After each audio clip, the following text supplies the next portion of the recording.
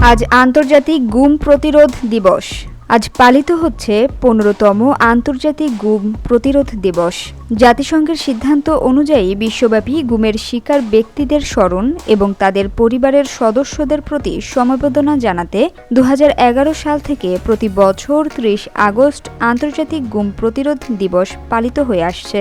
গুম হওয়া মানুষ ও তাদের পরিবারের প্রতি সংহতি জানাতে এবং এ বিষয়ে সচেতনতা বাড়াতে দিবসটি পালন করা হয়।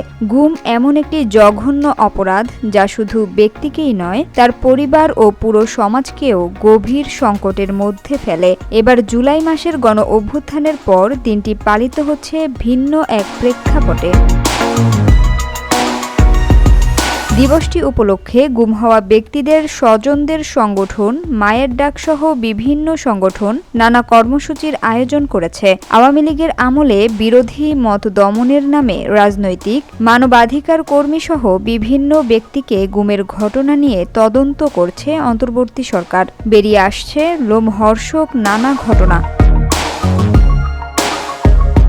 জুলাই অভ্যুত্থানের পর গুম সংক্রান্ত আন্তর্জাতিক সনদে সই করে সরকার। পাশাপাশি দুটি অন্তর্বর্তী প্রতিবেদন জমা দিয়েছে এ সংক্রান্ত তদন্ত কমিশন। ১৫তম আন্তর্জাতিক গুম প্রতিরোধ দিবসে গুম সংক্রান্ত তদন্ত কমিশনের সদস্য নূর খান লিটন বলেন, গুমে জড়িতদের বড় একটি অংশ চিহ্নিত হয়েছে, উদ্ঘাটিত হয়েছে পুরো প্রক্রিয়া। ডিসেম্বরের মধ্যেই চূড়ান্ত প্রতিবেদন দেয়া হবে।